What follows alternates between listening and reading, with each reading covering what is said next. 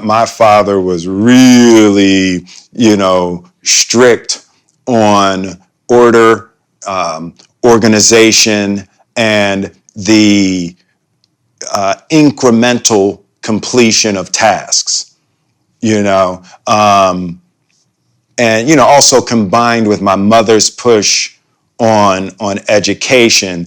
As a really young child, we had to put hospital corners on our beds and our shoes were lined up, and so at 6 years old, we were forced to think along those military lines, and everything was a mission to my father. Never, there was nothing that was a basic task. You weren't just going to wash the dishes. It was a mission, that had to be completed with, military precision, down to how much dishwashing liquid you're using and how much the bottle costs. And if you use that much, and how many dishes do you wash with that amount of dishwashing liquid, and how long are you going to be able to use this dishwashing bottle, so you can relate that to how much work you have to do to be able to wash that many. Your dad sounds Indian. Yeah.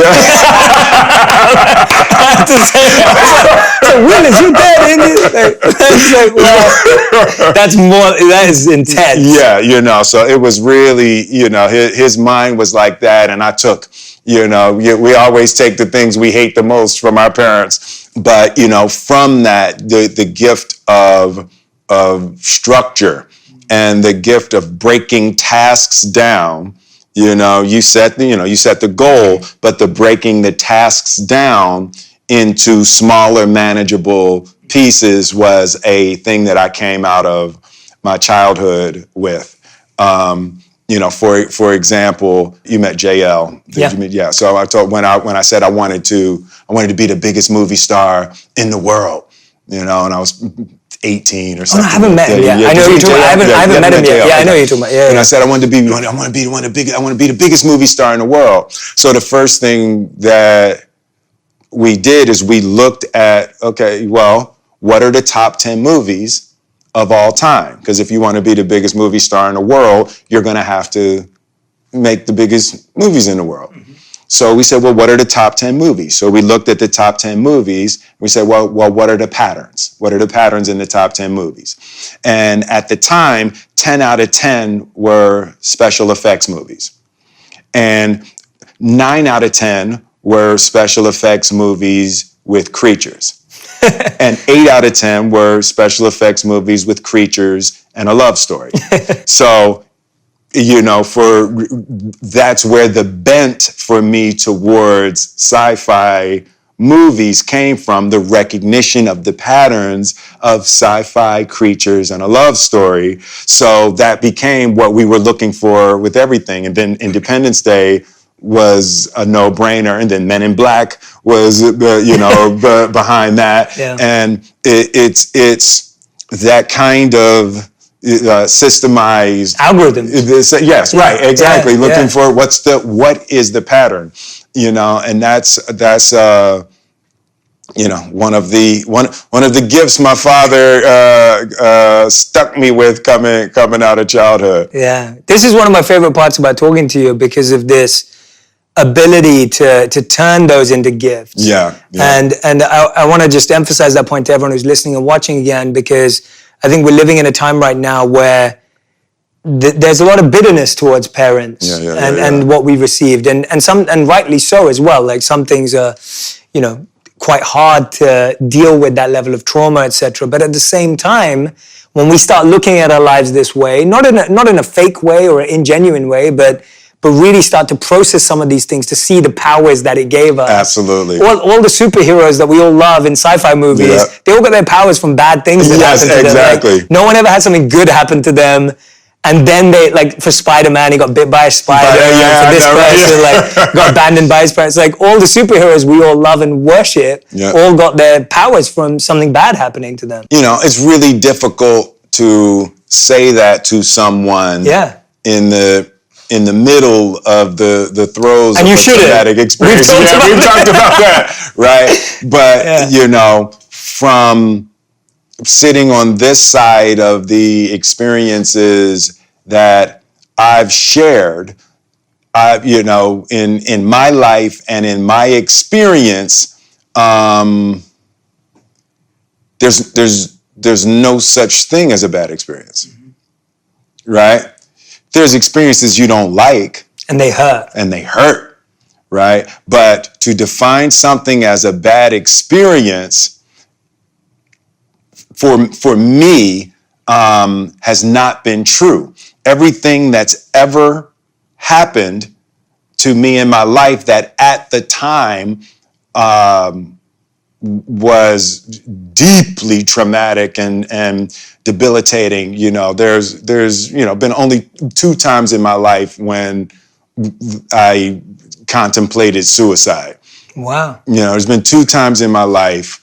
And the once was when my mother and father separated, when my parents broke up, and I was 12, and that was one of the only serious times in my life that I contemplated suicide. But even out of that, as I look back on that, the pain of that experience cultivated devotion in my life to my family, and I just never wanted to have my children suffer that. And of course, I got divorced from Cherie, so I was recreating that situation, but it woke me up in a way that forced me to try to connect with my children. So the negative experiences or the things that were awful at the time, there's always the other side of the coin. And in my experience, I've cultivated only positive things out of the most negative experiences of my life. My father's death, and the 6 weeks up to my father's death was probably the most formative time in my life. And as painful as it was, and as difficult it was, and all the stuff that came up during the time, it was a powerful, formative, positive experience in my life. Tell us a bit about that, if you don't mind, about why you felt it was formative. And because I think a lot of people go through the loss of their parents, and we've talked about this, like the idea of like sometimes people regret of what they did or didn't say to their parent, or maybe what they expected of their parent. What was it that was so powerful that allowed you to feel that way about that moment? Because I got a gift that some people don't get, and it was that the doctors told us he had 6 weeks to live, right? So, and then he lived for 4 months, right? So I got a warning. So most people don't get a warning. You just get the call one day, and you just didn't get a chance. And when I found out that he was dying, it just, by the grace of God, was in the middle of the shooting. I was doing a movie called Collateral Beauty, and it was about a guy dealing with the death of his daughter. So I was into the Tibetan book of living and dying, and reading all the, was it Elizabeth Kubler, just reading all this stuff about death. So I've been programmed for 6 months, and I had read and studied all these books about death and grief and dying. And then I get the message, and I was like, I sat down with my father, and of course I had all of my traumas and all of my issues and everything with him, but I had also been 6 months of programming of all of the things that you're supposed to do, to prepare yourself for the death of a loved one. And so I sat with him and we talked about everything. So I said everything that I wanted to say, and we got to those 6 weeks. And when we got to those 6 weeks, we were clear. But then he lived for another 3 months. So what happened was every meeting, every time I saw him, I was flying back to LA, but every time I saw him, was like, oh, thank God. Yeah. And then every time we said goodbye, we made sure we said a good, thorough, full goodbye, because we knew at any moment it could actually be the last goodbye, right? But the lesson was, it's always like that. When we say goodbye, we can't know if this is the last time we will ever see. You should never greet someone casually or say goodbye to someone casually. And that lesson came from that experience. Every moment was so rich. Every time we saw each other, and every time we said goodbye, we made sure it was a good, thorough, full goodbye. But that's how you're supposed to live every day anyway. Every time you leave your house could be the last time. You're supposed to be in the richness of your hellos and goodbyes and thank yous, And, so I learned that lesson with my father. And then when he passed, it was easy. We were finished, and just the lesson of that kind of presence and that kind of attention and that kind of recognition that tomorrow's not promised, and just getting shaken out of thinking that you're going to have, tomorrow. Anybody who hasn't spoken to their parents or their brother or their cousin that they had a thing with or their ex and they don't talk anymore, call them right now. You just don't think you're going to have a chance to call them to tomorrow or next week. And it's like that opportunity with my father changed every relationship in my life. I've cleaned all of the relationships in my life to no regret. I do not want someone to be gone and I wish I had and wish I could have. And I'm not doing that in my life. That's beautiful, man. Thank you for sharing that. That's just, hearing you say that, I think there's a lot of people who needed to hear that. And I'm hoping everyone's going to pick up the phone and message. And if that person's not here anymore, still write them a letter. Right, absolutely. Right? If they're not here anymore and you didn't get to say all of that, write a letter. Mm-hmm. Read it out to them. Yeah. Read it to a picture of them if that's what it takes. Absolutely. Allow yourself to share and express. Yeah. Don't hold it in and hold it back, because somehow that energy will still reach that person, and that energy's left you too. So absolutely. Even if you can't call someone up today, make sure you still follow the same practice, because it's just not, it's never worth it. It's never worth it. It's just never worth it. Never worth it. And I love that idea of valuing each hello and goodbye. Absolutely. And not taking it for granted or taking it lightly. You never know whatever's going to happen, right? You just have no idea. And unfortunately, we see it. This is the, there's actually a beautiful, I don't know if we ever talked about this, there's a beautiful piece in the Mahabharata, which is the Gita is a small part of.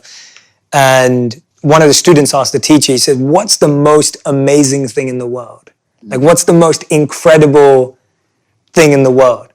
And the teacher responds and says, the most incredible, amazing thing in the world is that we see people leave all around us, but we never think it's going to be us. I never.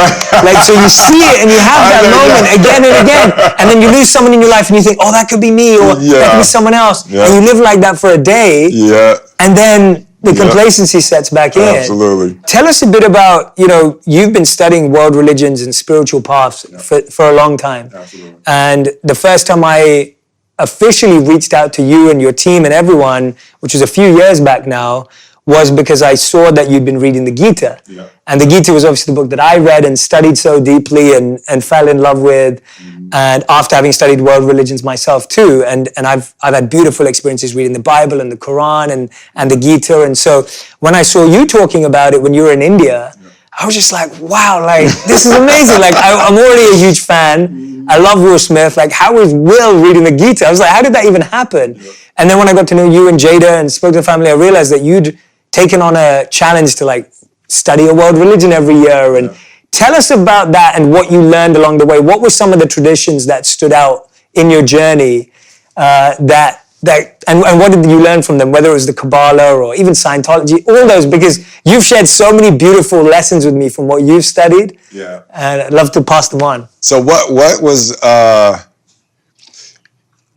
guess probably in the first 10 years of our marriage, that was me and Jada's bonding, right? So every year we would pick a spiritual tradition and we would study it all the way through. How did you even start doing that? Like, because when I heard you did that, I think Jada told me first, and when I heard you did that, I was just like, it just took me aback because you don't come across that all the time. And I was lucky enough to study world religions. My father started encouraging me when I was about 14 to start reading spiritual books.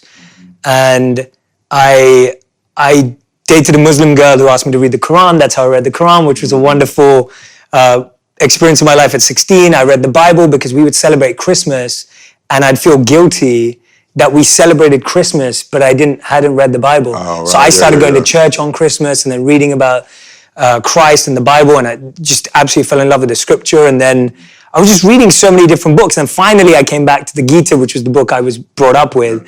But yeah, tell me about even why you and Jada decided to do that. So I don't even know how it developed as a thing. I know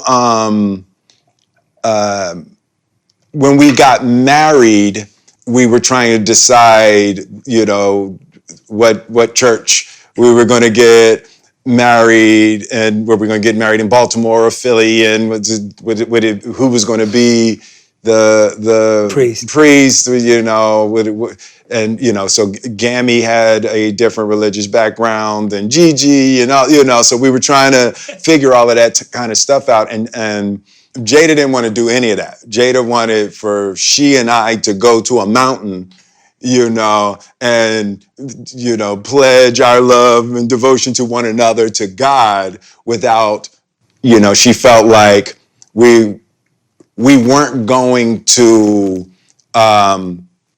adhere to this specific religious tradition. We would just be picking it for her mother or my grandmother or something to try to figure that out. So I think the discussion about the religious background we would raise our children in is what came up when we first got married. And she grew up in a thing called the Ethical Society in Baltimore, and they would honor the different religions. And my background, I grew up, I went to a Baptist church. I went to a Catholic school, and somewhere in that first decade of our marriage, we were like, oh, wouldn't it be hot if we could say that we had read cover to cover all of the major holy books. And we started with the Bible, and I just remember seeing her Bible was marked. You know how I do my books now. You see how all my books are highlighted all the way through.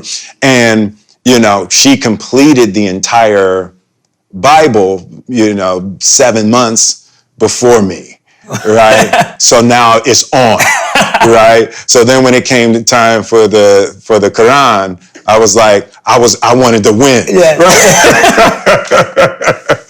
But, so we would take a year and we would study all of these traditions as really as a way of the two of us bonding spiritually and intellectually around the concepts and we went through Kabbalah and Scientology, and really what was happening is every time I would meet someone who was of a different tradition, I would allow that person to introduce me to what their tradition was. And then I did Ali, and so we circled back around to the Quran during that time. But we really just we love the idea of spirituality and the study of the love of God. And we don't necessarily believe in organized religion. We believe that the organizations kind of jump ahead of the spirituality. The Church of Christ is very different than Christ. The steps that Christ actually walked. So we started to notice those kinds of differences, and we really just wanted to find the truth. What is the truth? And you see how my whole family dives in. The kids are doing it now, with the Gita, and it's really just trying to find our way, in this world. Yeah, and I love that, and I was so fascinated by that myself because I saw that within myself. And so when I saw it with you and the family, I was so drawn to that because, I think that a lot of what we're trying to figure out in today's world has been suffered for long enough in an internal way that when you're diving into these books of wisdom, there's just so much there to unearth because people have been through the same challenges for decades and decades and decades. The problems have already been solved. Yeah. and lived for long enough. And solved, Yeah. And at the core of all of the spiritual teachings that I've ever studied, at the core of all of the ideas, how you treat your neighbor is central, right? Yes, absolutely. Yet somehow people manage to twist, in all faiths and all backgrounds. Totally. People do unto others as you would have them do unto you is very clear. If you ask yourself that question, well, in this situation, how would I have them do unto me? And you did that, you'd never have a problem. Because the answer is never going to be, I think they should curse me out and spit on me and whoop my ass because I was tripping. It's like, I guess somebody. Maybe. No. I think you're right. I think you're right. If I were in this situation, how would I want them to treat me? Yeah. Right? It's huge. It's the most simple, yet the most profound. Our teachers in the ashram would always tell us, and I've said this to you before, but they'd always tell us that these principles, you'll learn them on day one, you'll think that you know them on day two, but you spend your whole life trying to realize them. Yes.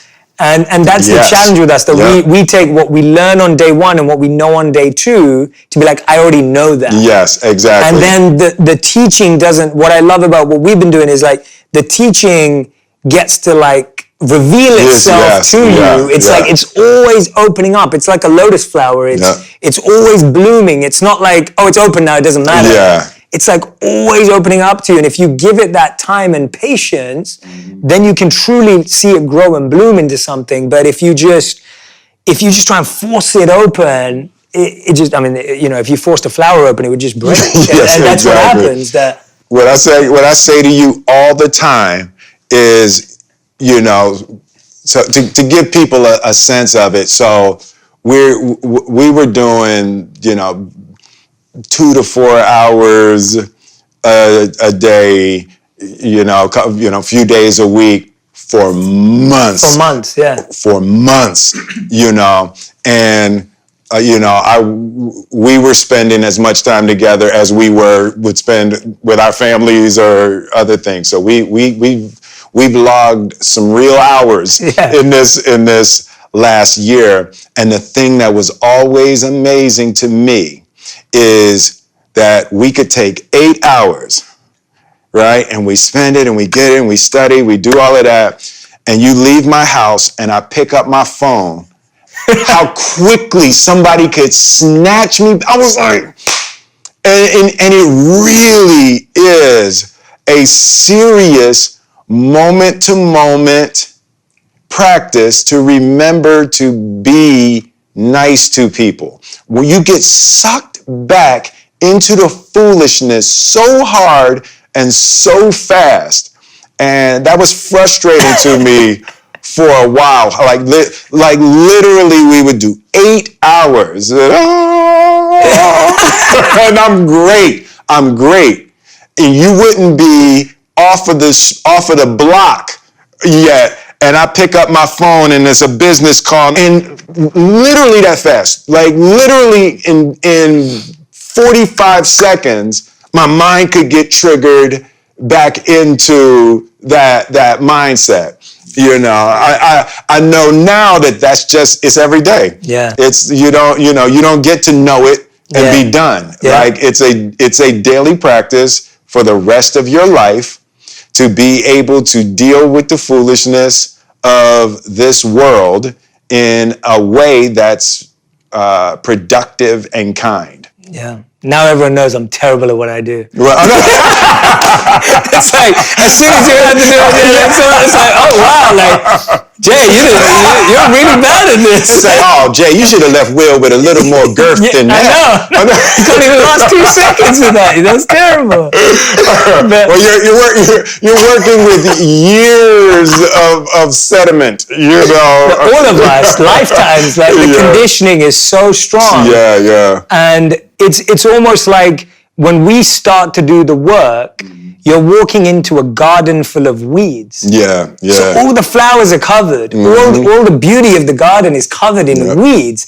Yep. And so you're cutting down the weeds. But because you've been watering the weeds for so long, they keep growing back. And so you keep cutting them down and they keep growing back. And it's the example, the analogy of the mirror that's given in the Vedic tradition around how when you walk in and you try and clean a mirror that hasn't been cleaned for lifetimes, it's dusty. Yeah. And so when you start cleaning it, the dust comes up in your face and you're like, I can't see. I can't see. And that's what we're all going through. Yeah.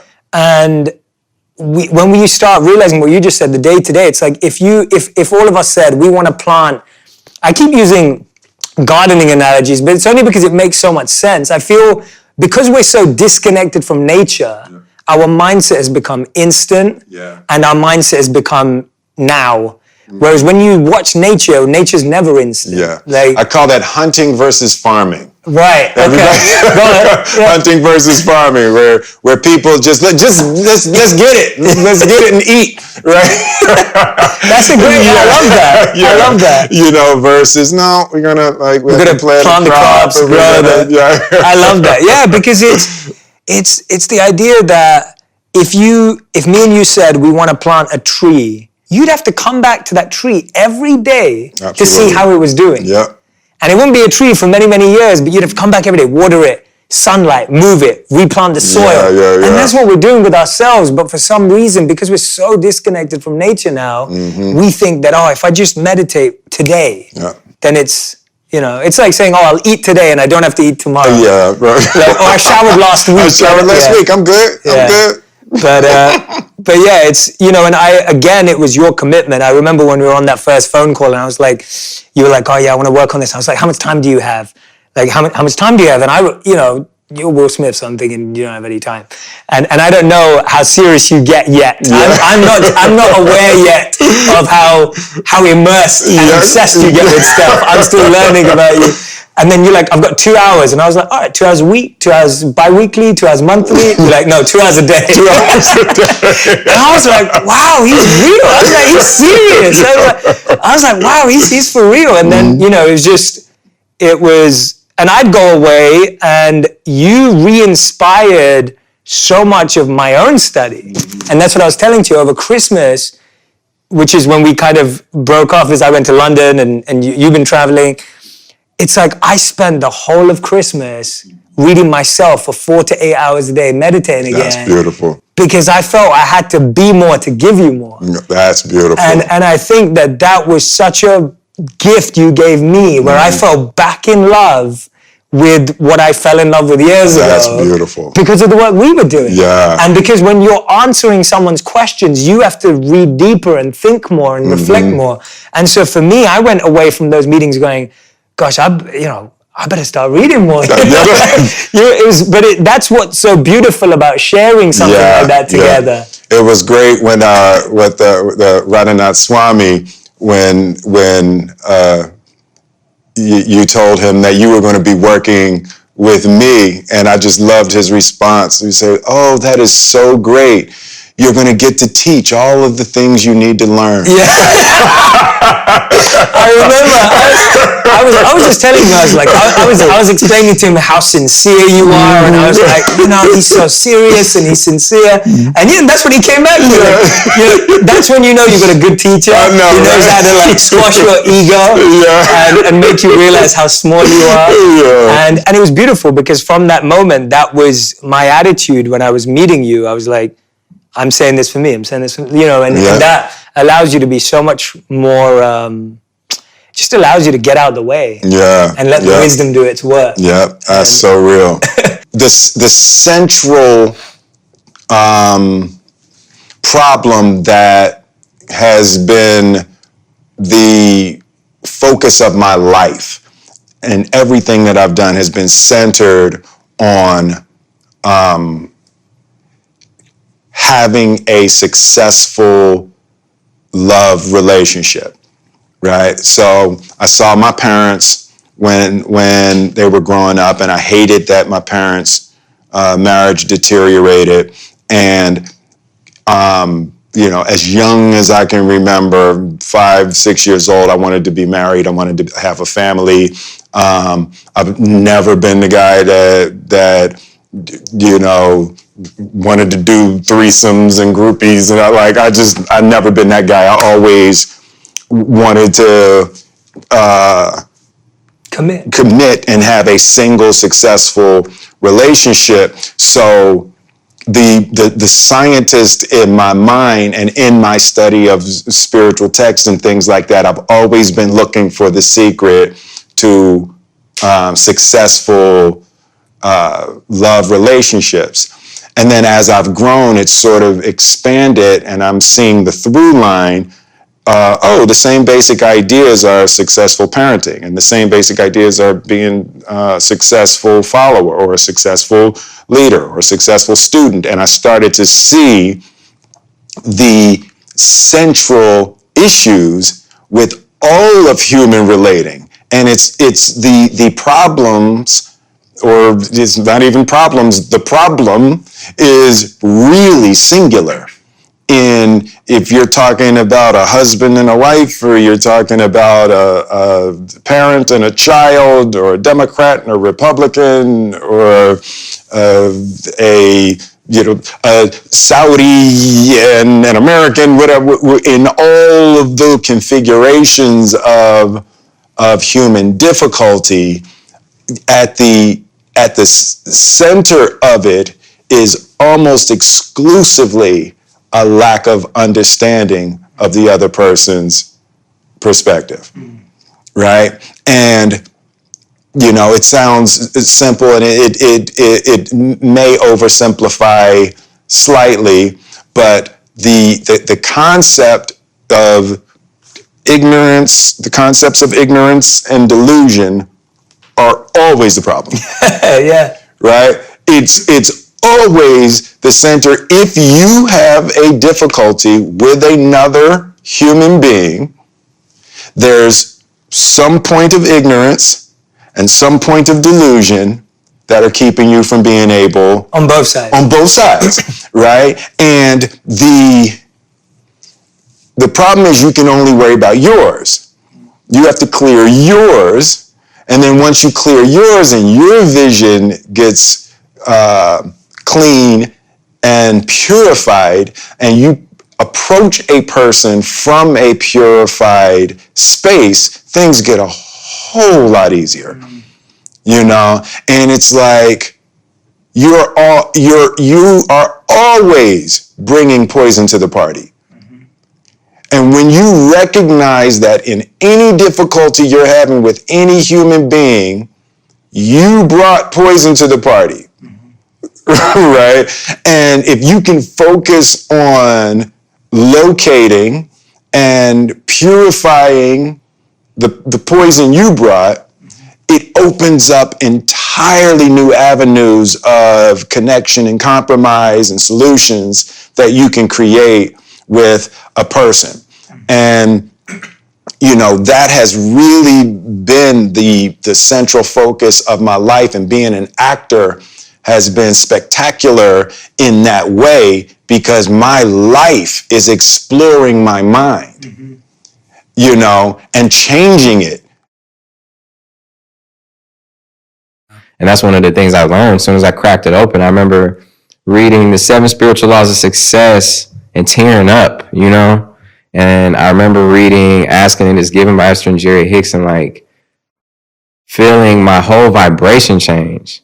And that is one of the most, that is the first time that I realized that there are 2 realities. There's a reality that we see with our eyes and our feel and touch, and then there is a reality just as real where it is our spiritual world that we can create and manifest, and that is the reality with a capital R. You know what I'm saying? That's the real reality that you bring to the other reality. And so anyway, I did these exercises, man. Like, I only read books because I had to in school. That was like my thing. Like, I can relate. You know, and it was some good books, right? Like, I remember we were at Animal Farm, The Hobbit, all these great books that helped me, but I still never read on my own time. So these were the first books I read on my own time. You know, I graduated high school. I ended up meeting Kanye right before I graduated high school. So I ended up rapping for him. It's a classic fairy tale hip hop story. You meet your idol, you rap for him, he hears you out. And I had been recording CDs since I was 11 years old, man. So I had been passing out CDs around school, selling them for $5, $3. I had been participating in open mics, battle rapping. I had gone to the radio station every Friday after school, even when, you know, because when I turned 16, my grandmother had a stroke. And she had a brand new car. So it was a bittersweet thing, because it was tragic to see my grandma, you know, have a stroke, and the strongest woman I've ever seen literally get old instantaneously. And then I ended up getting a car, which provided me to get places that I needed to get to, you know, to make the moves I was trying to make. Cause I had that hustler mentality. I was like, I had to do it. You know, Eminem was the only rapper from Detroit at the time that was doing it big. And just to keep it real, I got to represent for black, you feel me? And be like, and put on for my city. And I just felt the responsibility, man. And I know I'm skipping around a lot. That's so good, man. That's so good. Yeah, but I would do this radio show every week. You know, and that led me to meeting Kanye, because he was at the radio promoting his album, Late Registration, at the time. And, you know, I met him from doing the radio show there every Friday. I lied and said I left my phone in the back offices, so they would let me in the back to go check, because I knew that's where the artists would go. I got a chance to rap for him as he was walking out. You know, he was like, I'm real busy. How did you have the courage to do that? Because I feel like people probably see you and they're like, oh, I want to go rap for Big Sean. Like, you know, people want to repeat all the time. Yeah, exactly. So how do you think you were able to even have the courage to be like, I'm just going to find a way in the hallway? Like, you know, when he's walking, he's a busy guy. Well, because when I did that radio show every Friday, we would rap on the air, on the radio. Yeah. That was the most nerve-wracking thing I've ever had to do in my life. It would be like, oh my God, everybody who's listening to the radio right now is hearing me. And that was a beautiful platform, right, for up-and-coming MCs to come in and display. And I would write a new verse every week, and I was super nervous. So I had done that for about a year straight already by the time I met him. So I was used to rapping under pressure. Right. So when I saw him and was delivering it, it was just like I had so many raps in my head already, and I was freestyling, and I was used to delivering under pressure, so I was able to dynamically, I delivered it as best I could. Yeah. And he heard me out, and he was like, well, you got a CD? And it's like, well, yeah, because I had CDs that I was selling in high school. I had my CDs ready. I had a bio ready. I had everything ready. And it's crazy because ever since I was 11 years old, single thing I had done so far had led up to that moment. It all happened. And it was like, yeah, I had the CD, I had this, I had that. And he followed through, but it took years after that. That's what people don't get. It wasn't like I rapped for him and that was it. I rapped for him and thought it was going to be like that. That's why I didn't go to school. That's why I turned everything down. And then I stopped getting a response from him. And then all my friends are in college. A whole semester goes by and they're like, man, you could have came to school. What you still at home? Like, what's up with Kanye? What's up with your record deal? Like, what's up? Like, that's the hardest to hear. That's the hardest. And I come from a family. My grandma's like, why, you need to go to school. Like, this is the way to a better life. She grew up in poverty and made her way to that point, and she's like, education is the way. And it was the hardest thing to go against the grain, and my mom was really one of the only people who, even though she was a teacher herself, right, an English teacher, has her master's degree, she knew what it was like to have a dream, and she knew what it was like to chase it, so she believed, of course, education is important, but you can always go back and get it. You can't always live take that chance. Can't do it the other way around, yeah. So during that time period, for like a year and a half or two, what I did was, that was the first time I intentionally worked on myself.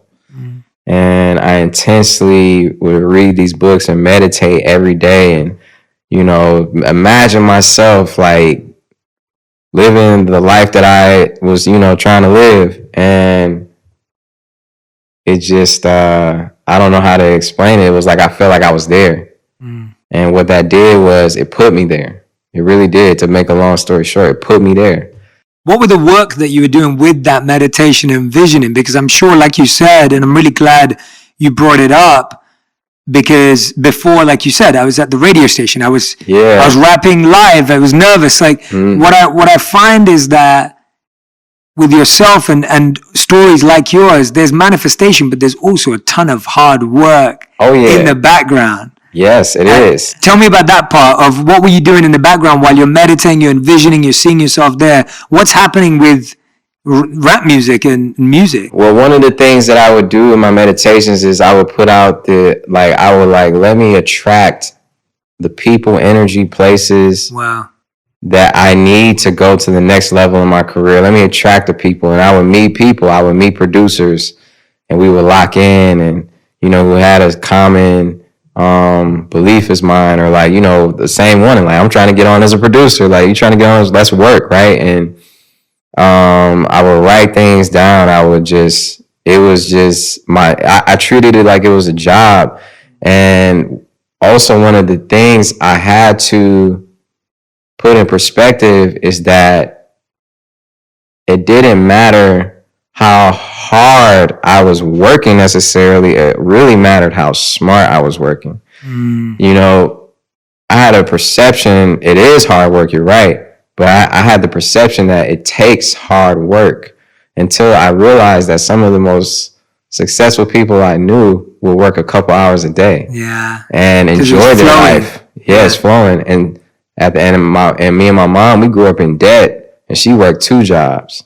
And she was working most of her life, so it just didn't make sense to me. Early on, I'm like, it's not about working hard, it's about working efficiently and smarter. So that's one of the things I really learned at that age too. So it's a big lesson. Because a lot of the other people who I would see at studios, they would be like, man, I made 8 songs today. Like, I'd be like, well, I've been working on the same song for like a week and a half, but it's not about that. It's about the product. It's about what you're doing, and not about necessarily how much you're pumping out. You know what I mean? And that was something I really had to accept, because your ego will not let you accept that sometimes. We've been conditioned, right, to think all these things, and that's I feel like one of the things your book talks about.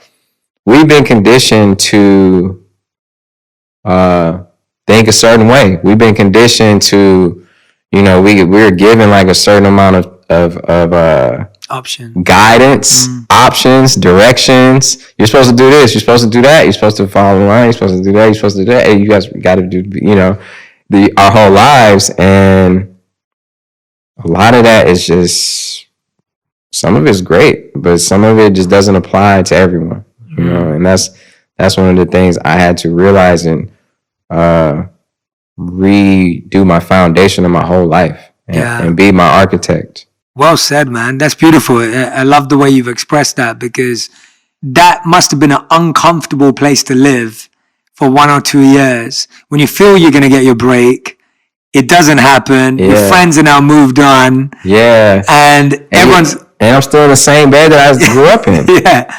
I was sleeping in a twin size bed, man. I'm 18, 19 years old. You feel me? Yeah. And it was so frustrating, and it was a test of my ego, bro. It was a test of my ego. But I would visualize Kanye reaching out. I just knew that it was going to happen. I didn't know how. And like, I was like, I'm going to make it happen somehow. And it did, bro. And it's like something you got to trust. Imagine you being on a cliff and it's like, there's no more cliff there, but you like, hey man, there's an invisible bridge. If you had a guidance next to you, like you had your higher self walking next to you, and you're like, bro, there's nowhere to walk. And he's like, I'm telling you, if you take a step, it's an invisible bridge right in front of you. And that takes a lot of faith to walk on that bridge. Yeah. That you can't even see. Yeah. But that's what I had to do, because that's the decision I made. I wasn't about to go back to school at that moment. I wasn't about to go back to my friends and be like, man, y'all was right. Like, I messed up, man. I should have just, I couldn't do it, Yeah. And that may have been my ego too, but I did let that motivate me. And that's just how it went, and then he did reach out. Yeah. Tell us about that moment, how it felt internally around, were you like, oh wow, this manifestation stuff works? Was that a point where you deepened your faith and belief in the invisible bridge, where you were like, oh, this stuff really works? Or do you think you already believed that it worked and it was just about trust? Or was this like a confidence point? I had to trust it first. Yeah. Okay. I had to trust it first. Beautiful. Yeah. And that's the thing with everything. You got to trust it. And then it started working. Things necessarily don't work before you trust it. It's kind of like you got, I think that's one of the lessons I had to learn. I had to trust in me, trust myself, trust the process, trust God's speed. That expression is so popular for a reason. You can make all these plans. My grandma used to always be like, man, you make all these plans, God's going to laugh at you. Yes. Yeah. That classic saying. And she would say that to me. And so many sayings like that just means so much more now, because it's true. That's why it's so popular. What goes around comes around. All these little things that we heard. They're true. Yeah. They're true. Yeah. So it's been a beautiful time. And when he did reach out, it felt like it was confirmation that trust wasn't wasted. It's all a higher power, right? Yeah. And that is guiding us and wants to support us. Yes. And does support us. Not wants to, does support us. Absolutely. Did you ask him why it took him so long? Nah, because, I knew people who were like 30, 40 years old that never got their shot. So I'm not going to be like, man, it took 2 years. What took so long, But, and it was a process after that. And I'm not going to sit here and say life is smooth sailing. Never. It's not smooth sailing. It's like a constant unraveling experience, right?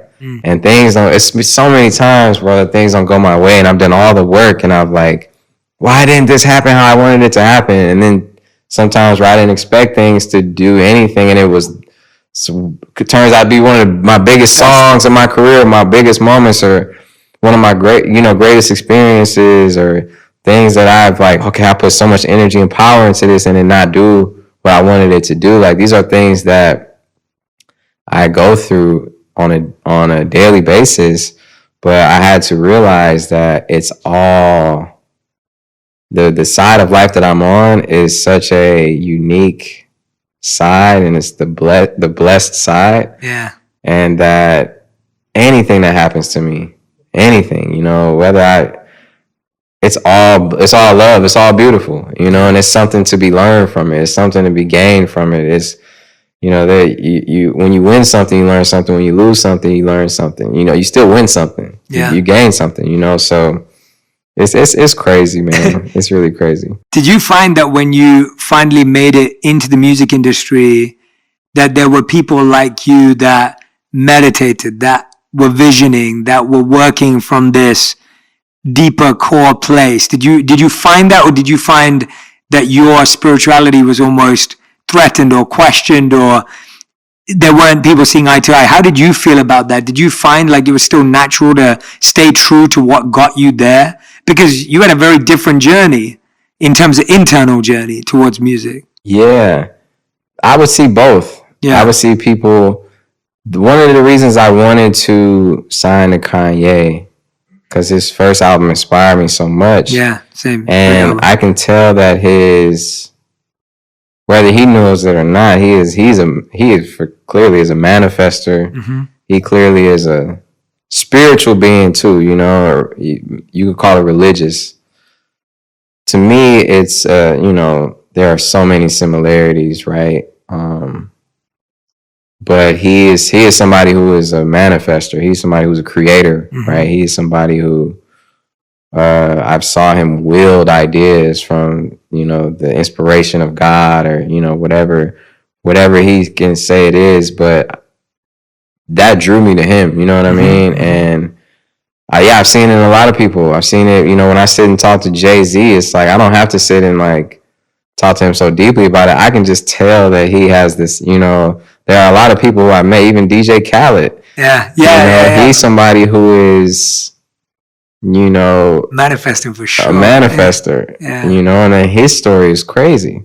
I don't know if you've ever talked to him. I haven't. No. His story is crazy, man. Yeah. And, you know, it's a beautiful, beautiful story. And we all have stories. Mm.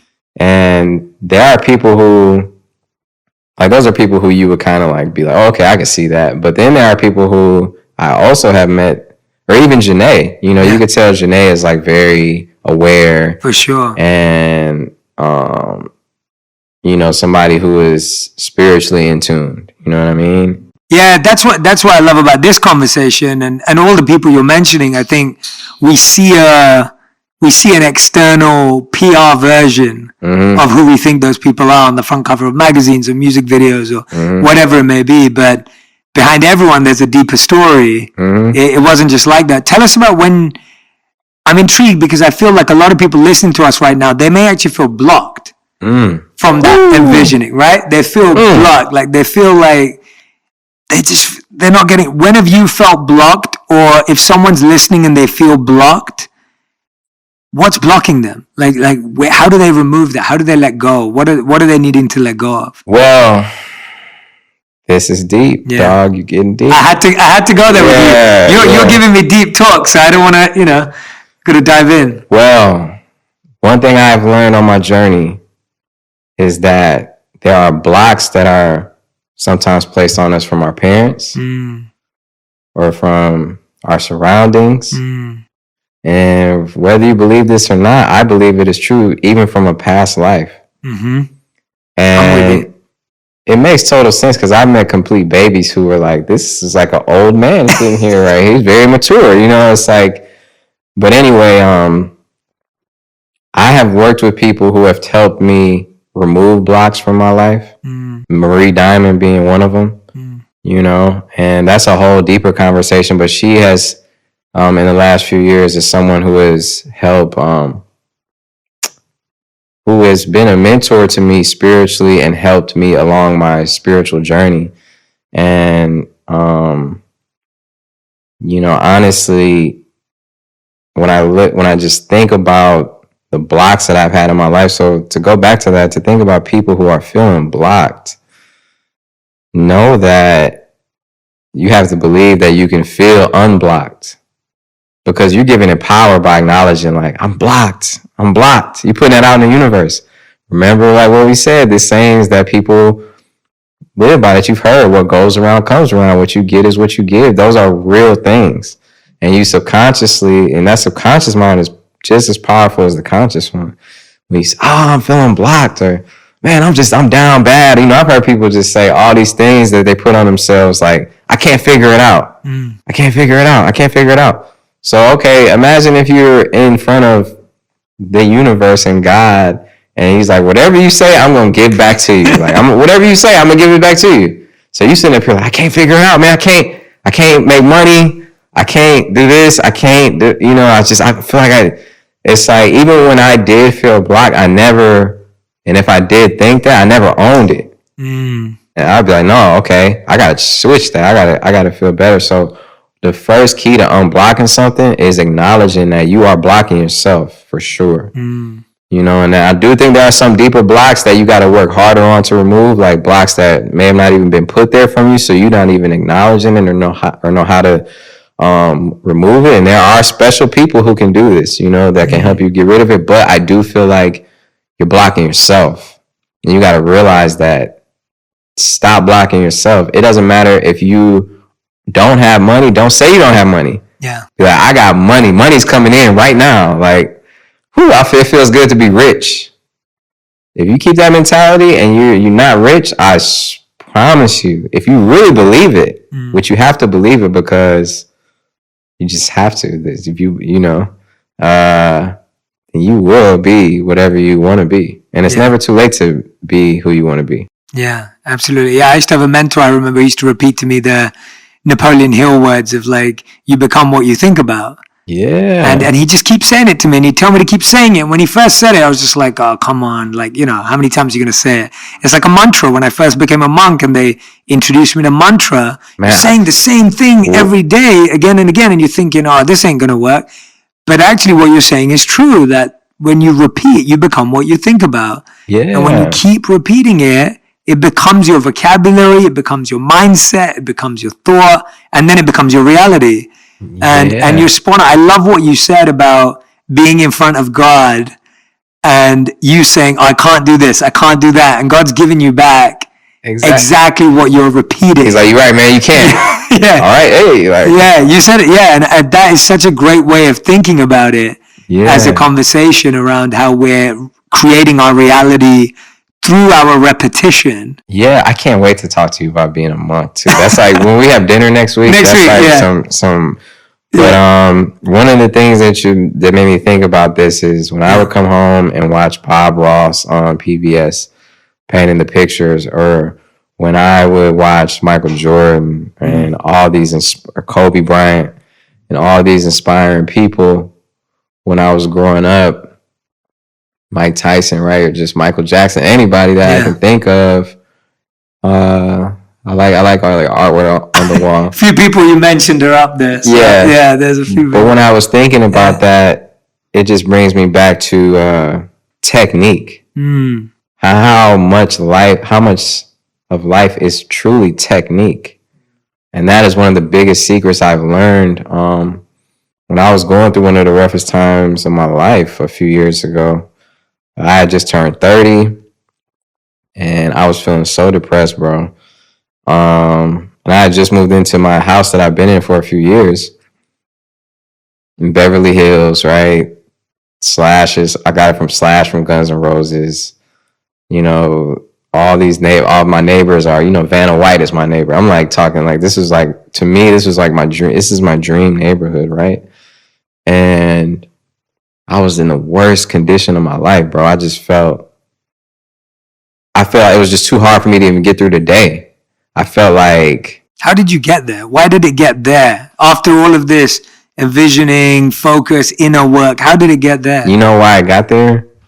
Because I lost touch with it a little bit. Not just because of that. I burned myself out. I wasn't paying attention to what myself was saying to me. I was doing it for all different other reasons. I need to do this show. I need to do 5 shows so I can get this money, take care of this person, do it for this. Oh, my management, everybody is expecting me. I got people who are on my payrolls. I'm like, I'm putting everybody before me. Yeah. I didn't know how to balance work and work because there's a work that you do for your career and there's a work that you do for yourself. Yes. No one ever taught me that because no one knew. No one knew. No one knew. Like, this is something that my dad didn't know. This is something my mom didn't know. Their mentality is you work as hard as you can, you work as hard as you can. So I come from a place where it's like, you got to keep the foot on their necks. You got to keep going hard. You don't want to lose your opportunity. Yeah. That was my thinking. But really, I had already had it. Yeah. I already have it. So now to take it to another place, I got to take care of myself so I can bring my best self to the table. And it's something that life forced me to do. It's something that life forced me to do, man. And I had to stop everything I was doing and completely fall back, bro. Completely fall back from looking at things about me, from being online, completely fall back from all the obligations I had to do, performances, money I was losing. Like, it was just like, I had to fall back from everything and take some time. And that's when I met Marie Diamond. And obviously I had seen her on The Secret. I knew about her. And my mom, taking one of her classes, emailed Marie Diamond and was like, hey, my son is a musician, this and this and this. And then she got an email back from Marie Diamond. My mom was freaking out. And Marie Diamond said, this is so crazy because my son has Sean on his vision board. Wow. And she goes, I've never worked with a rapper. I've never done anything like this. She's worked with big people, big clients. But anyway, that was a serendipity. That was a meant to be thing. And there came at a time right where I needed it. And I got into the technique of loving myself, bro. Bringing it back to the point I said earlier, when I would look at Bob Ross and Michael Jordan, it's all technique. So much of life is technique. What you do is technique because I had to get into the technique of loving myself. I had to really make sure that I put myself as a priority. My meditations came before anything. Me writing down my intentions, every day or every other day, or writing my thoughts down, like that was a priority to me. Spending time for myself, being out in nature, right? Working. I started taking care of myself more, working out. That's something I never did. I gained 30 pounds. Wow. Yeah, we got to show like a before. Yeah. We'll get it for this. Crazy. I used to look totally different. It changed me for the better, and it's built my strength up. It's giving me more strength to deal with things when they don't go my way. Before, it would tear me down. Before, I used to let people's opinions about me really affect me. Yeah, same. And now it's like, what am I even thinking right now? Yeah. You know what I mean? It's crazy how we can look and see a comment that's like, I love you, I appreciate you, you changed my life, amazing. Man, this guy sucks. And we'd be like, man, this dude just said I suck. I'm doing something wrong, It's crazy how our mind immediately goes there because our ego. Yeah. Or maybe because something else, but I think it's just that ego. It is. Tell me about, why do you think delusion is useful, and where have you also seen it be dangerous? Because I think both is well, I think it kind of depends on what reality you're trying to create. But I do believe in, I used to walk around saying all my beats are $1 million a beat and I'm a billionaire and I just went platinum 8 times. These are all things I would say like that had not happened. And they were insane. Me and Bugis, my best friend who started Diamond, he put out a project back in 2011 and we called it 2020, and I produced the whole thing, and we did the entire album from the perspective of 2020. So it was like we're on Rolls Royces and we just made millions of, like, it was all just distorted reality, but it ended up becoming reality. So I do believe that if you want to change your reality, you have to already believe that it is your reality. But obviously if you like are trying to do something evil or ill intent, it's not going to be great for everyone else. But yeah, just before we started recording, we were talking about, being creative and being busy. And you said something really interesting. You were just like, I'm always creative. I've always got stuff going on here. And then you were like, there's some days where I don't, feeling lazy. Like, walk us through that, because as someone who's super creative, who's loved for your creativity and how original your work is, and that's why I've always liked you. I've always felt your sound is very original and unique, and it's hard to like be like, it's not, oh, it sounds like that person or sounds like this. It's like, oh no, this is original. Like, that's where I've always resonated with your work. Tell us about how that is something you achieve, even though there are days where you kind of feel like, I just want to sleep all day or whatever. It's tough because and me and Bouyes talk about it all the time. The highs and lows of an artist is really dramatic, at least for me. Like, I'll have days, if I go into the studio and make something I love, I'm like on cloud 9, like everything is great in my life. But then I go to sleep and I wake up, and that next day, none of that matters. Like, I move on very quickly, and I'm just like, okay, now I need to make another one. But if I can't make another one, if that day I'm just not feeling it, or I go to the studio and I try and nothing works, I'm like, I should just give up. This is it. I'll never get a creative source again. You know what I mean? And it gets very like, you sink really low sometimes, especially if you go, for me, I make so much music that if I don't make a song for 4 days, I'm like, this is crazy. Like, what's happening? I'm depressed. So it's hard, but you got to just remember that you just have to have faith in sort of the creator, in the infinite. And, I don't feel like I really make music. I feel like I deliver it, because I feel like when I have those moments, it's just something that's coming to me and I'm the vessel, and now I'm just delivering it and I'm executing it and I'm almost discovering it in the studio. I don't know if I'm creating it, I'm discovering it, if that makes sense. Yeah. So you're not always going to be in that place where you're getting the message and you're getting the energy. So it just is what it is. It's just hard. It's the waiting time in between will make you feel like this is it. I'll never make another song again. What makes you feel that? I love what you just said about delivering versus creating. I think that's phenomenal, and it's explained really well. What makes you feel like you're in alignment where you can deliver versus forcing you to create? Like, what are the things that... Lack of thought. Right. Yeah. Lack of thought. Those times where you get into that place where you're not thinking and you're just feeling, and like I said, just delivering. Like, I'm not even thinking about should I say this? Like, you get the inspiration and you just execute it. That's when you just enter that flow state, and it's just special, But it's tricky. It's hard, especially like I said, as I got not even necessarily older, just more visibility. There's outside chatter now in my head.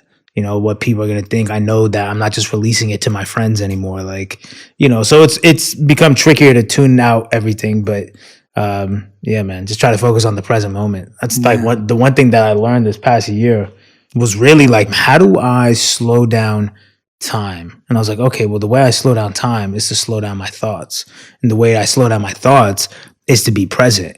You notice if you're just mindless and you're making a sandwich, but you're thinking about, oh my God, what I need to do tomorrow, and all of a sudden 2 hours passes, right? But if you really think about like, you cutting the sandwich and what that's like, and you stepping on the grass and what your feet feel like, time moves really slow. You realize how slow time moves. So I just try to do that. I try to stay in the present, even in the studio. I don't try to have my thoughts already be on when this comes out and this is going to be like this and how's it going to go. I'm just like, man, let me just like actually hear the music and feel the music and just operate from this place. I love hearing you talk about this, man, because, these are some of the principles that I'm constantly sharing in my work. Yeah. But hearing how it applies to a music artist in your career brings me so much joy. Yeah. Because it's practical, it's real. Like, you've got time pressures, you've got pressures from labels, collaborations, whatever it may be. Like, there are real life pressures. But when I hear you say that, and that's how you feel aligned, how did you get introduced to this work or this set of thoughts and beliefs and mindsets? Was it something that you had since you were a kid, or where did you start exploring with the idea of being present, experiencing, feeling, delivering? The present moment is recent. Because you know what? I felt almost like I didn't need to be present, I guess, when I was coming up, because there wasn't anything pulling me away from the present moment. I kind of only had the present moment, if that makes sense. It was just me and Bugis in the basement making songs, and that was it. There wasn't tours coming up and videos. There was none of that. So, but as this past year and past couple of years have been happening, I got into the Power of Now book and just sort of just the whole ideology around just being present, and started reading more into that whole theory. And I bought into it. A lot of this stuff, people don't realize that a lot of this stuff, like the teachings, the self-help stuff, you have to be open to receiving it, and if you're not open to receiving it and you're not willing to buy into it, then I hear you, but God bless, I can only tell people what works for me. But it worked for me, being present. Yeah. I love that you mentioned the Power of Now. And then when you talk about flow state, for anyone who's listening, if you've not read that book, it's a brilliant book as well. Flow state, I haven't read that book. Yeah, it's called Flow. Wow. And for anyone who doesn't know, flow, the way it's defined in that book is where your skills meet your challenge. Exactly. So I saw like a YouTube video, and that was like enough for me. I should read the book though. Yeah, no. But you brought it up, and it's a brilliant concept, and you're really experiencing that, because most people, it says, experience when their challenge is above their skills, and so they feel frustrated and disappointed. Yeah, and then they give up. Yeah, or their skills are above their challenge, and then they feel bored because they actually have more skills than what they're trying to achieve. And I think I fell into that a little bit, which is why I started working with outside producers, because it was so easy for me to just like go downstairs and make like a Russ song. Like I have a million beats, I can make it be boom, do this. And it's like, all right, cool, whatever. But it kind of, I got into like a rut creatively because I was making songs, but I was like, it just wasn't even that fun, And I think it was because it wasn't that challenging anymore. So I started working with outside producers where it was like, okay, this is a bit of a challenge. And then further, I started trying to get on beats. Even if no one hears them, I started to get on production that I don't like, in a sense. Almost to just be like, can I make a song out of this? Wow. Yeah, just like, because I got the studio in my house and I don't need anyone to record me, so I can just be down there like experimenting. So there's been beats that producers send me and I'm like, I don't like this at all, but I wonder if I can make a song out of it. And it becomes this cool little like fun project. And a lot of times it's turned into songs that I'm like, this is crazy. Wow. Like I get so much more fulfillment out of it because I couldn't see it coming. A lot of my songs, I'm like, before, when I'm making the beat, I already know what the whole song's going to sound like. And most of those usually end up being very successful, so I'm not going to downplay them.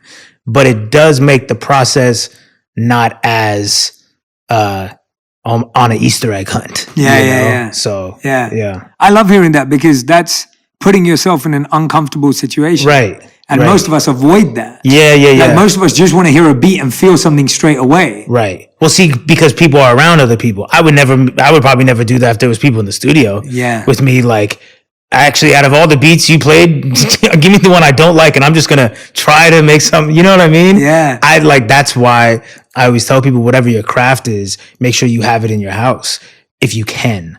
Because those moments of solitude when you can kind of just be weird and experiment and dance around crazy and be nuts, that's where you're really gonna, I have a line where I say the public praises people for what they practice in private. So I just feel like that's when you gotta hone in on everything, is what you're doing in private. So I like, when I'm by myself in the studio, I be getting weird. Can you tell us what's the weirdest thing that's ever happened? I mean, it's not that weird, but it's just like, when I'm by myself, I'll put on a beat that I'm like, I don't even know what I'm about to do on this, and I'll just put the auto tune all the way up and go stand in the booth for 60 takes, just wailing and just making noises. And I'll be like, this is wild, or this is trash, or this was really cool. Like I sent my manager some song I did where I made a beat and I just put the auto tune on full blast and just freestyled the whole song. And I was like, I just had to get it out. Yeah. But it was cool. But like, I would never put it out. But it was awesome. Dude, this is so inspiring. I love that approach. It's just, it's so refreshing hearing that. Well, it's a refreshing process, because you get so rigid with like your process, and this is what I do, and we sit here and I make this kind of song. It's like every once in a while you have to shake the snow globe. That's where that whole concept came from. You have to just it's like the Tin Man in Wizard of Oz. Like, turn the auto-tune up and put on some crazy beat and let me just be a maniac for an hour. It breaks the formula. It does. We work in this formulaic it does. Product line manufacturing, right. And you can't manufacture greatness. And that's from school. Yeah. That's from school. School is such a factory setup. How were you at school? What kind of school? I was incredible at school, to be honest. I'm not even gonna lie. I was like, I'm really not. I was not one of those like, I struggled in school and it was difficult. I was really, really good at school because I wouldn't apply myself, but I was definitely the kid who like didn't study, never did homework, but I would get A's and B's on all the tests. And so everyone was just like, but I would be like, I was second. I always say this, and it's not even something I'm necessarily proud of, but it just gives context. But like a senior superlative, I was like second for most likely to make a teacher retire. Because I was just the kid in class, like constantly talking, distracting people, challenging the teacher, but I had an A in the class. So I was just super annoying. Which I know is a surprise to so many people. and so tell me, go back to the point you were making before I interjected around why you think that factory, yes. Well, yeah, because, you have an expiration date as a kid in school. You got to be out by a certain time in high school, whatever age it is. Go to this department of the building when the bell rings. You know what I mean? It's just very like there's no creativity in there. That's why I'm really big on having arts in schools and, just because otherwise you just, I don't know, just like creates these robots. I love that you break the mold. How do you get to a point though where what I find fascinating, already your process is fascinating to me. What I find more interesting though is that your ability to trust yourself when you come up with something insane. Yeah. Because very few people ever allow themselves to do a wild card thing. Right. Now, when you do a wild card thing in the studio on your own and you discover something like a sound or a auto tune or whatever it is, and you discover a beat or a sound that you're like, oh, I like this. How do you then trust yourself to go with that when you play it to someone, they might be like, all right, you're crazy, Russ. Like, this is never going to work. How do you then approach that? It's that level it's that stain of confidence that's just, you can't remove. I just still, Nas has this quote in an interview, I believe, where he said, if it doesn't scare you, you shouldn't put it out. So I've always kind of like kept that in the back of my head. I usually move with that and I'm cool with that. And I like that with my fans. What I've created is this trust and this unpredictably unpredictable sort of relationship where they know they can expect me to be doing the unexpected, meaning they know it might be raps, they know it might be singing, but they don't know what it's going to sound like, but they know it's going to be me. And so I think I've done a very good job at painting my canvas and kind of giving people who I am. So it's allowed me a lot of creative freedom. I always tell up and coming artists, like, when you're coming up, you don't want to this is my opinion. When you're coming up and you're building your fan base, you're conditioning them to expect a certain thing from you, a certain sound or whatever. And you're creating this creative window. A lot of people, if you just come up only rapping, right? And you get your whole fan base off of only rapping. Let's say, you haven't really fully tapped into you yet. And now you want to start singing. A lot of fans are going to be like, you switched up. What are you doing? And, you can lose a lot of people and they might think that you're changing when really the whole time that's been you. You just didn't have enough time to discover it. So I was really proud of myself that I was able to kind of give people the whole scope of my creativity so that when I do go left field, no one's going to be like, what are you doing? Because it's kind of like, oh yeah, that's Russ just being Russ. Like, we know that sometimes he's giving us red, sometimes it's yellow, sometimes it's orange, whatever, That's kind of why I did the artworks all like that too. Yeah. Just to let you know that all my music is all different colors. It's not just one.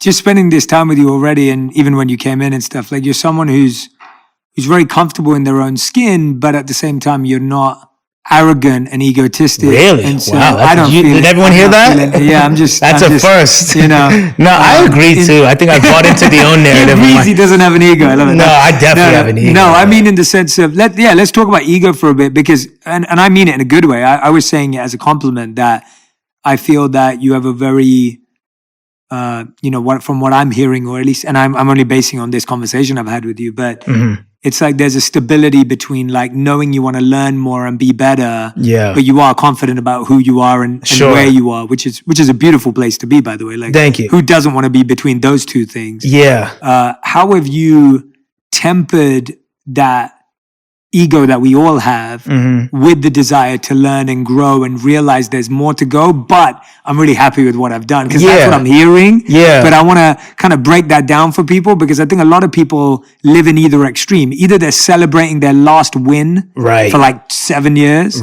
or they're just like, oh, I'm the worst. I'm never going to win. I'm never going to win. And they don't appreciate where they are. Yeah, I think for me, to be honest, despite perception or whatever, I had to hype myself up. I had to be the biggest believer of myself. That's the only reason why any of this worked. And I think that, and because I'm very vocal about it, because I'm putting it out into the universe so that it comes back, it could come off like I think I have nothing left to learn and nobody can offer me anything. And I know it's like, no, y'all just don't know what self-belief sounds like, clearly. You might know what it looks like, and some people are just more quiet about their self-belief just to get people to like them. Otherwise you get kind of my perception. But but no, I've always still been a massive fan of people and a massive just supporter of anything dope. Anyone that knows me from when I was nothing to now, from 2 years old to now, like, if you're dope at anything, I'm always the first person to like root for you, DM you, send you advice, like, bro, hit me anytime. And even just looking up to people, I'm a fan out. I'm like, yo, you're incredible. I would love to work with you. I'm that person too. So I don't know. It's the duality. You are able to have the utmost confidence in yourself while still also knowing that, okay, but this person is really dope too. And if we come together, it could be really fire. I'm just really confident in myself. And so I'm not desperate to reach after collabs and things like that. But it doesn't mean I don't think that I know everything. And, you know, I'm always asking all my engineer friends, like, yo, what plugin is that? Like, this is crazy. Yo, you're fire. You know, and people you could ask even like Kid Super. When I first met him, the dude who made this sweater, he did my Gypsy video years ago, like 2014. And when I first met him, he thought I was hella weird or like socially awkward, because I kept giving him mad compliments, because I was it was like my first real kind of video-ish, even though it wasn't like some big production, but I was just so enamored by the process and I thought it was so dope that I'm just like, that's who I am. I'm a very complimentary person, and like, I'm always going to give people their flowers. And he was just like, I'm like, nah, I genuinely feel like that. So I don't know. I've always been able to have that level of duality. Yeah, I love the idea of that paradox. Like, it feels like it's not allowed. Like, it sounds like it should not be possible to think both those things. Yeah. But actually, that's where all the magic happens. I agree. Right? Like that we always think, no, you have to choose, you have to decide, or you're either or. But actually hearing you say that, yeah, actually, I think both those things. Yeah. I love that. And I love how that doesn't stop you from appreciating others. Yeah. Who was it that appreciated your sound earlier on that you think made a difference to you and made, guided you? Or was it just you for yourself? It was me and probably Boogus. Like, for the longest time, it was just Boogus rapping and me producing. And that was my closest example of like someone who I thought had really good taste, and I trusted their opinion artistically. So when Boogus gave me the green light to be like, yo, yeah, you should rap, it was just kind of like, okay, well, game over for everyone else. Like, if Boogus thinks it's tight, so, and that's how it still is. Like, it's important to have, you only need one, but it's important to have at least one person who believes in you, sometimes almost more than you. And there is no jealousy or weird, you can't win because then I won't win. Like, it's a very weird thing. So I always, commend Boogus for being like the best friend you could have in something that I'm doing. You know what I mean? Yeah. Let's talk about that. Yeah. I like what you brought up there about men specifically, like, and you took me straight back to like my teenage years where I'd be best friend with a dude and he'd be like my brother, but then we'd go out and he'd be like, all right, let's see who can get more girls today. Right? Like, that would be his mentality. Or like, oh, let's see who'll be better at the sport today. And it was every time I've realized that everyone in my life, or male relationships,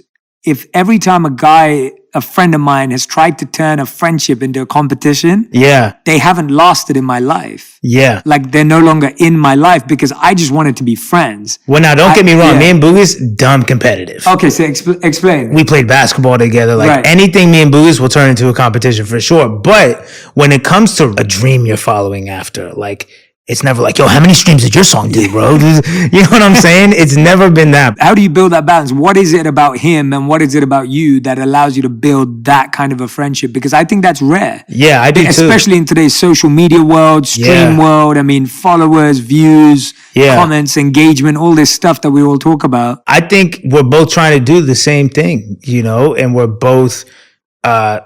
both real friends before all this. And we both understood, you know, we read Napoleon Hill, so we understand the power of a mastermind. And we just, as big of egos as me and him have, we never let it get in the way of like supporting one another and any of that, you know? So I don't know. I just think it comes down to the person. Like, how real are you? You know, some people are just fake. It is what it is. Yeah. Yeah. No, and that idea of being able to have at least even one person. Just like one. Said, that's all you need. You don't need. Yeah, because sometimes we want 10 or 20 like that. And you're right, for most of us, we're lucky to have one. Yeah. And that's a good enough start. You mentioned Napoleon Hill and Mastermind. What age were you when you read that book? 17. Boogie's gave me the book. So Boogie's was putting me on to a lot of that stuff. He put me on to Napoleon Hill. He put me on to The Alchemist. You know, so that's the thing. We weren't just like the typical 17, 18-year-olds, you know, hanging out. We graduated high school 17 and we just were locked in the studio from then until now, you know? So it was a lot of self-discovery, but out the gate, once we left high school, we were reading those books. So it was just kind of like, we were ready to go mentally. Like we read those books and we're both the kind of people that we buy into something quick. And then we latch onto it, and then that's that. You know, if that's what we believe, you can't tell us anything different. You know, like if I went vegan for a year because I watched one documentary, and like that was that. Like once something clicks in my brain, I'm done. You know what I mean? Like right now, I haven't had bread or grains in 2 weeks because I just like woke up and it clicked. Like my brother, nutritionist, told me and I latched onto and boom, that's it. Me and him have always been very good at just, once we decide something, that's what it is. He lost a bunch of weight, you know, 30, 40 pounds because he just decided I'm done, you know? So once me and him decided this is what we were doing with our lives, there was no, but maybe we're not doing it with our lives this was it. And we were both fully committed, and every day and every second of our lives was committed to this, you know?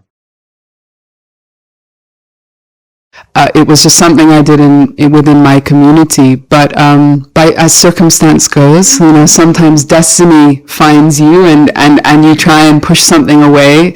Many times, I think, you know, Jay and I have had probably many conversations over the years where I've been like, I just don't know if this is what I meant to do, or like, yeah, I do this, you know, that kind of thing where you keep trying to turn away from something, but it kept coming back to me, kept knocking on a door. Both of us kept on trying to go, no music. Yeah. No music. And it was like, yes. Yeah. You know, like when you have to write on a form, you know, occupation, and I would always stop and be like, what do I write there? You know, because I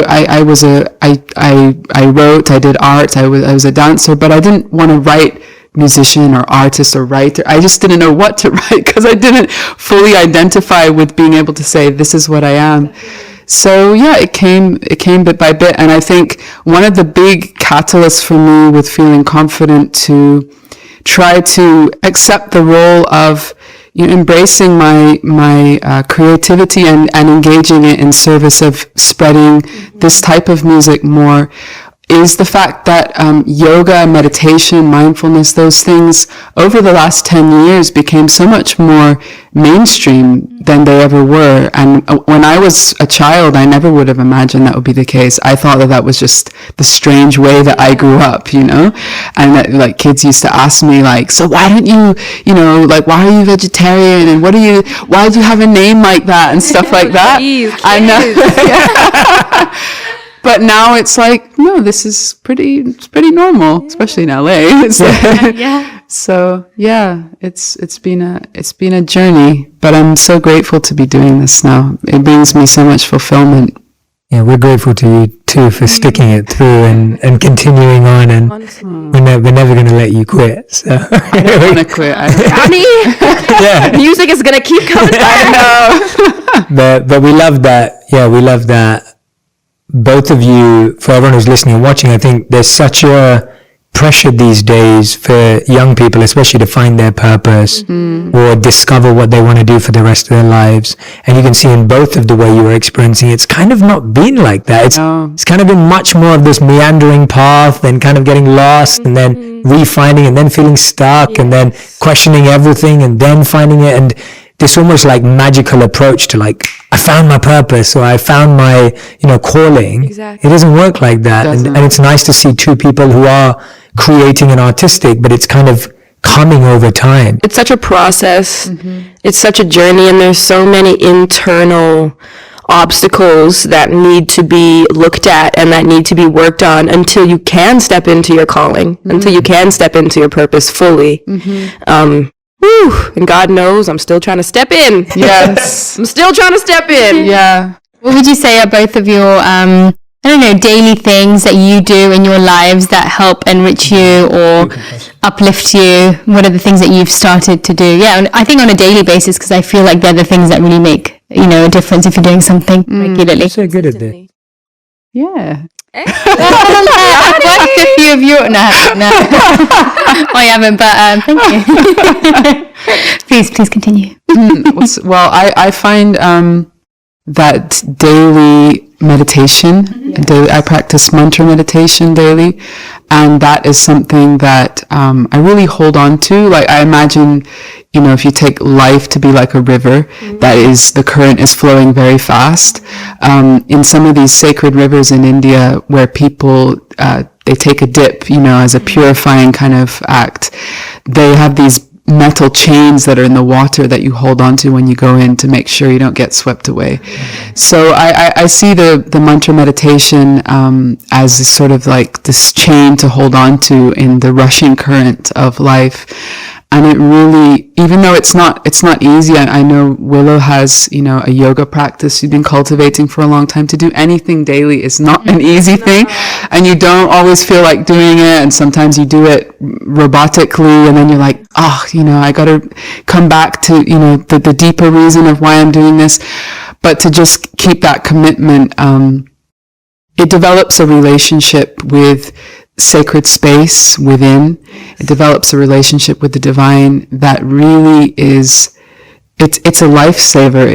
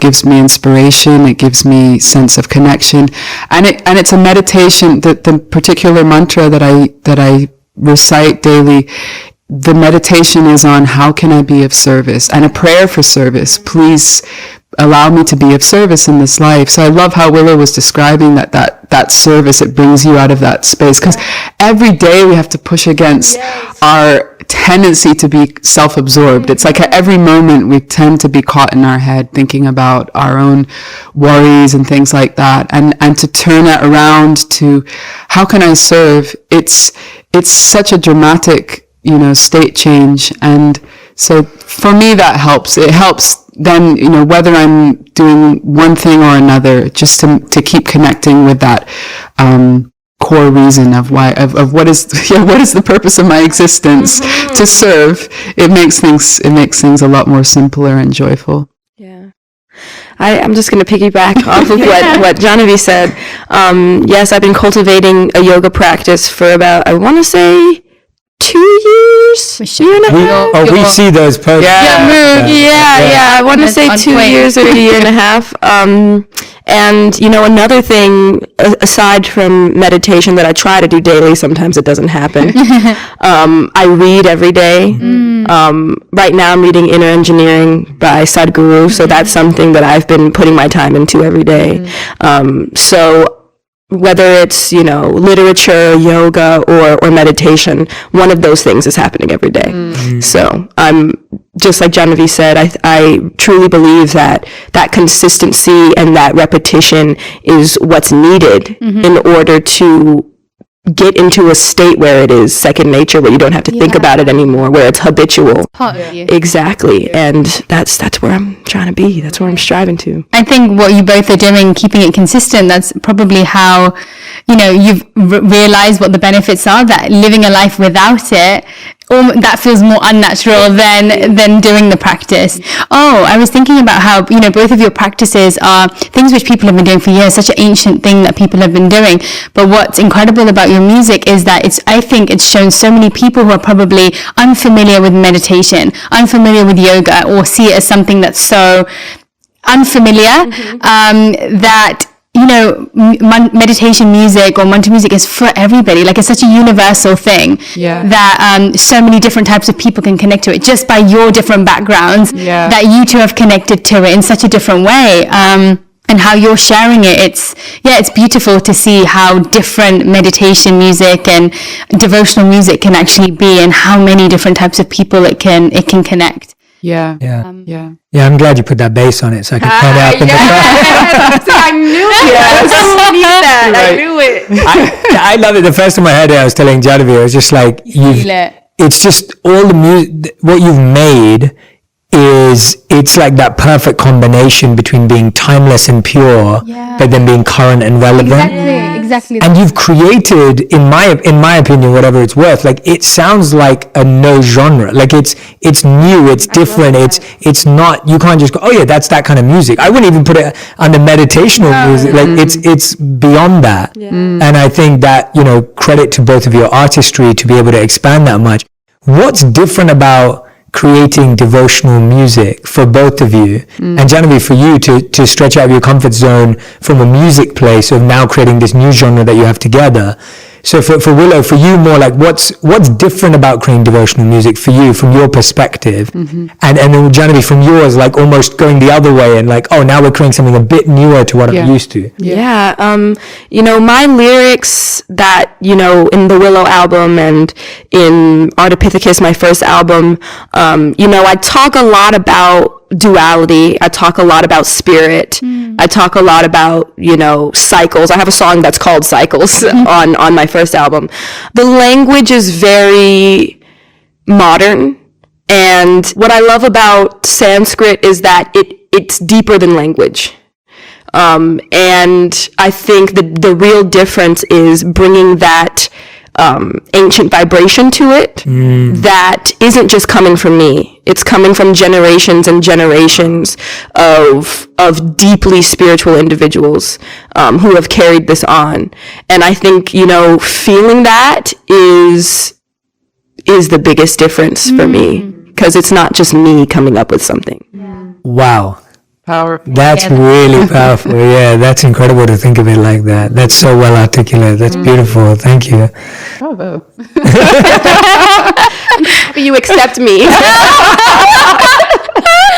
Oh my God. Yeah. Wow. I've been hit by your articulation of that. That's so beautiful. Thank you. Yeah, I think it's so interesting because I think for me it is almost, I wouldn't say the opposite, because naturally we're trying to retain the purity of devotional space.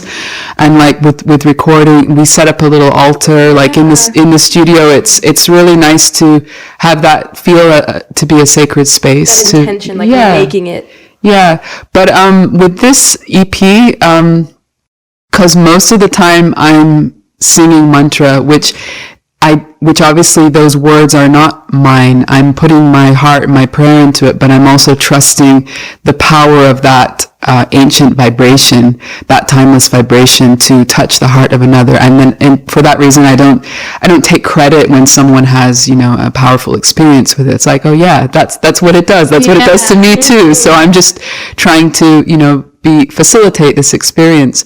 But with this album, I definitely was stretching myself, because I think just before we came together, I'd been recently feeling a lot more inspired to write lyrics in English that convey some of these ideas and themes, definitely. Which was daunting for me, because it's something I hardly ever do, let alone record. I have tons of voice notes in my phone, which will never see the light of day, ideas that I've had. But it was so cool, because I didn't think we would actually work on those things. But when I showed some of them to Willow, she was so encouraging and excited about it. And I was sort of like, well, what do you think? Like, you add your lyrics in too. She was like, no, I love this. I think we should go for it. I was like, really? And then so to actually bring some of those ideas to life, for me, that was a beautiful experience of being able to come outside of the space of, okay, this is just mantra. It's not me, but here's this, ancient sound vibration, to actually, here's some words that I wrote, which convey how I want to, take a snapshot of this, this sentiment, for instance, of surrender, or how you've experienced it, how I've experienced it, or what's meaningful to me or to us, and for me that was a really that was extremely powerful. I came away being like, whoa, I didn't know I could do that. Yes. So I'm so grateful for that. Yeah, it was beautiful. Yeah, I could feel that sense of hesitancy. That's why I was like, yes. I was like, let's go full fledged. Yeah. Sure. She's like, let's do it. Yeah, because I was like, you gonna know the greatness of you today. What's both of you live real lives in the real world. You go through your challenges every single day. And people who listen to this are going through their own challenges. What's been something that's been really beautiful or powerful for both of you individually that you feel has helped you discover answers at tough times, or find new directions at tough times? What is it that both of you have turned to in your own life, whether it be musical or not, that you think that almost, what is it that people can do to express themselves more? Because it feels like so many of our feelings do get bottled up and do just get thought about inside. What has been powerful for you individually? I mean, it might be a little unorthodox, but I actually really, really enjoy looking at myself in the mirror and explaining, having a conversation with myself, basically. Like when I'm having tough emotions that I feel like I don't want to express to other people, or I feel like embarrassed or whatever it is, I always try to just look at myself and be like, no, you're valid. Like, explain the full depth of everything that you're feeling, and then look at yourself and explain back to yourself why those emotions, not why those emotions are okay, but accepting yourself in a certain way. And, sometimes when the FaceTime doesn't work and people don't answer their phone, you can talk to yourself. And it does work. It does work for me. It does. I love that. That's so good. Yeah, I've never heard anyone do that in the mirror. I feel like it's taking journaling to another level. Yeah, you're actually facing yourself, which I think a lot of the times we are battling with our own self rather than with other people. And so actually looking at yourself in the mirror and speaking to yourself is so powerful. It gets deep. The tears start flowing, and then you start looking at yourself. Exactly. And you're like, dang, I see you. We're together in this. We got each other. I love that. Yeah. That's awesome. I hope everyone tries that out this week. Yeah. Anyone who's listening or watching, try it out.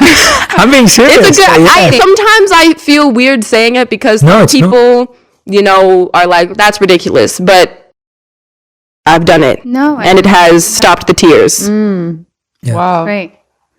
Yeah, I was thinking as you were speaking that for me, writing has always been a powerful one. And it's funny because I think of the page being like a mirror. And I think many people find writing to be like that. Yeah. To the point where I remember some difficult points in my life where I didn't write for a very long time. For probably 2 years, I didn't write anything on a page because I was afraid of what would come out and what I would see. I felt just this complete block, and then to release that, to start, I always feel such a relief when I put a pen on the paper and start to write. And I was introduced to the practice of free writing some years ago. There's a famous book called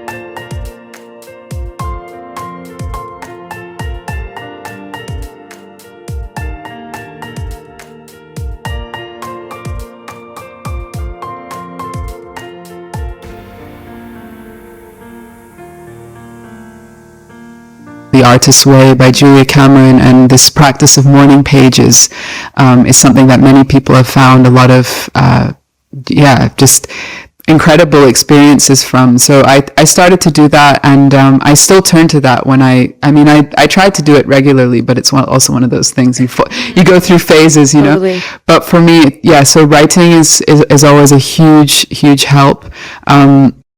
Stating the obvious, I think, kirtan, meditation, music, of course, but my other huge one, which I think Willow and I share, is to connect with nature. 100, yep. Just to walk. I think I try and go for a walk in nature every day, and without fail, it's like a balm. It's uplifting. Yes. It brings me back to myself. It sparks ideas and creativity. It's just like the road and the page. They're my two friends that really help me so much. I love that. Yeah, I love that. That's so awesome. And I guess that's what's inspired a lot of your work. I know, Genevieve, whenever you're doing your BBC Pause for Thought sessions, you talk a lot about the environment and climate change, and that where do you see that intersection between like art and the environment or climate change or expression and that? Is there a synergy there, or is it just something that you feel is a different part of you where your care comes from?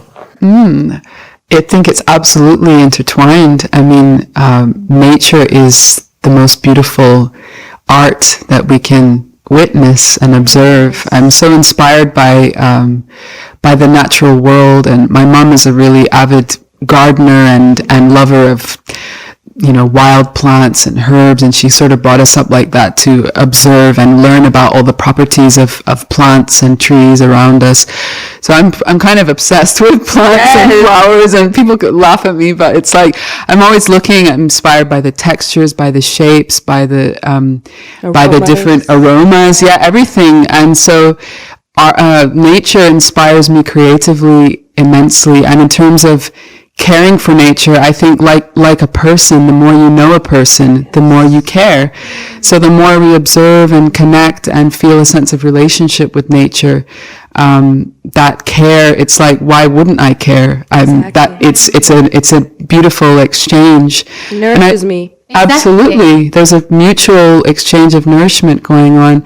And I think also with the particular type of creativity and art, the questions that I'm asking or that we're asking about service, about divinity, these kinds of things, they bring us also closer to our deepest essence, which I believe is meant to be in harmony with nature. So the more that you're coming into that space, again, it just becomes a very natural connection to feel. Mm-hmm. And so, yeah, I'm kind of a nature addict. Yes. And I know, like, when I visited Willow in her home, you know, there's such a beautiful view of the ocean, and it's like, it's just it's a part of you, right? Yeah, 100%. I think a significant decline in my mental health would happen if I were to live in a city. Yeah. Or, I mean, I do live in a city, but if I were to live, like, amongst buildings. Yeah. Exactly. Yeah. Like, I need to wake up and see trees. I need to... Just one tree. Exactly. At least one tree. At least one. I need... I'm a nature addict. What can I say? Yeah. Just like you. Yeah. And that's definitely one of the biggest healing agents in my life, 100%. Yeah. Well, we've been talking about this for the past couple of days about how you see this connection between spirituality and science and physics and spirituality. Now that's gonna get, you know, and you've always been very much talking about like science and physics and like, but then you're also really interested in spirituality. Yeah. Tell us about how you started to see so early in your life the connection and synergy between the two. Yes. Because I think so often they're talked about so separately, or 100%. They're seen as like divisive or disconnected. Exactly. Yeah. I think one of the biggest moments in my life that made me really move towards this marriage of spirituality and science was, you know, I had been reading a lot of spiritual literature. I had been reading a lot of Osho, I read this one book called Oneness, and that book changed my life forever. And just the idea of vibration, and that everything is vibration really hit me, because I am a musician and music is like the biggest love of my life. And then learning about string theory was just opened my mind into such a place that it was like, these two things are the same. Like, people think that they're separate, and in some ways they are, but in the fundament, they're just two sides of the same coin. And so that inspired me to just dive really deep into the physical world and just how things work. And that's how I just got into physics and started studying physics. And, you know, I've been studying more of the spiritual lane recently. It's hard, I will say, to study them deeply at the same time.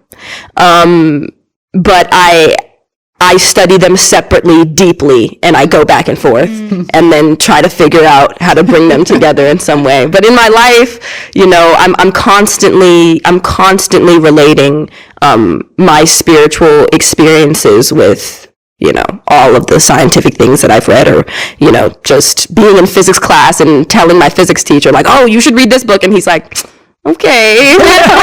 I'm a physics teacher. I'm not a metaphysics teacher. So I just want to continue to just get more intelligent and more intelligent while also losing my ego. I think is where I'm trying to go, which is kind of, counterintuitive. Yeah. But I think it is possible. Yeah. Absolutely. And intelligence in service. Exactly. And so that's really just, I have lots of goals. But that's one of them. Save the world. Exactly. Yes. I have lots of goals.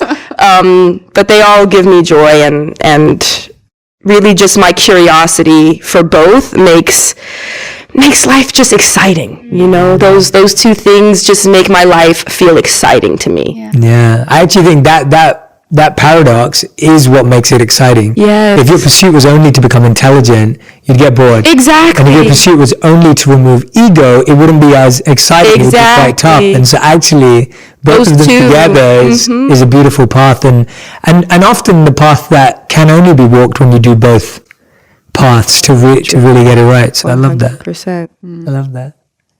What were you going to ask?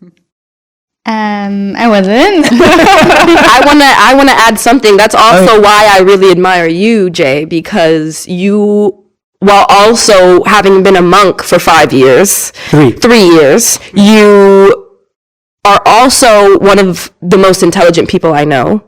And that's so inspiring to see that you can do both and that both can be done. It just inspires me to do it. It just inspires me to try to actually put that into my own life.